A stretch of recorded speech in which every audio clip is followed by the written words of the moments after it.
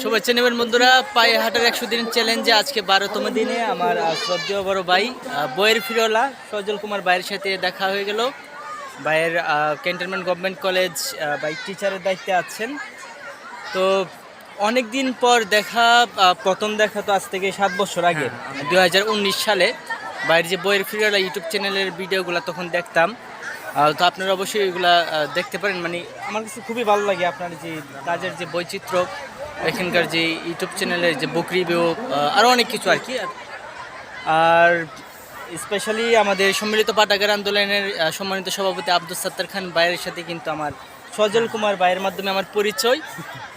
তো ভাইয়া, আপনার কাছে হলো বই পড়া এবং ভ্রমণ বিষয়ে যারা দেখছেন তাদের উদ্দেশ্যে যদি একটু বলেন। আচ্ছা, বই পড়া মূলত আমি অনেক আগেই শুরু করেছিলাম 2014-15 সালে, যখন আমি বিশ্ববিদ্যালয়ে প্রথম ভর্তি হই। তখন থেকেই আসলে শিক্ষার্থীদের মাঝে যেন বই পড়াটা চালু থাকে এবং বই পড়ে যেন সে একজন দেশের সুনাগরিক হিসেবে গড়ে তুলতে পারে, সে চেষ্টাটা আমার অব্যাহত ছিল এবং এখনও আছে। আমি চেষ্টা করি যেন শিক্ষার্থীরা সহ যারা আছে, যারা অবসর সময়েও বই পড়তে চায়, তারা যেন বইটা পড়ে। কারণ বই আমাদের যেমন অতীত সম্পর্কে ধারণা দেয়, বর্তমান সম্পর্কে সজাগ করে এবং ভবিষ্যৎ সম্পর্কেও একটা ধারণা দেয়। আমরা বই পড়ে শুধু জ্ঞান আহরণই করি না, জ্ঞানের প্রতি আরও উৎসাহিত হওয়ারও চেষ্টা করি। বই আমাদের অনেক কিছু, আমাদের নিজের সম্পর্কে, আমাদের পরিবেশ, আশপাশের চারপাশ সম্পর্কে আমাদের সচেতন করে তোলে। তাই আমি মনে করি প্রত্যেক ব্যক্তিরই বিভিন্ন জ্ঞান আহরণ করার জন্য বই পড়া উচিত। তেমনইভাবে ভ্রমণ করাটাও, পায়ে হাঁটা বা সাইকেলিং বিষয়টা, হ্যাঁ, পায়ে হাঁটা এবং সাইকেলিং বিষয়টাও খুব গুরুত্বপূর্ণ। এই কারণে যেহেতু পায়ে হেঁটে কিন্তু দীর্ঘ সময় একটা জায়গা অতিক্রম করতে হয়, যেটা হয়তো বাস বা অন্য কিছুতে খুব দ্রুত অতিক্রম করে যেতে হয়, অনেক কিছুই আমাদের মিস হয়ে যায়।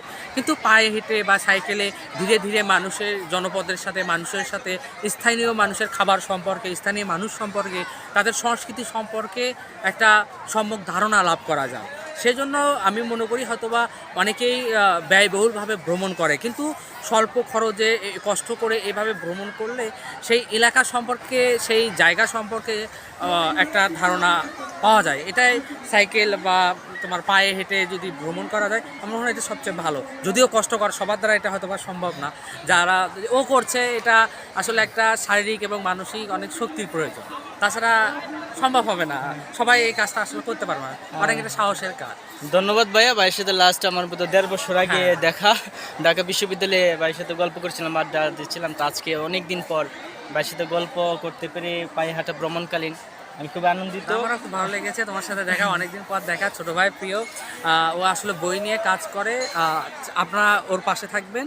আমরাও চেষ্টা করি ওর সঙ্গে থাকার, যদিও সবসময় হয়ে ওঠে না, তবে আপনারা ওকে বিশ্বাস করবেন, ওকে সহযোগিতা করার চেষ্টা করবেন। থ্যাংক ইউ ভাই, থ্যাংক ইউ আপনাদের।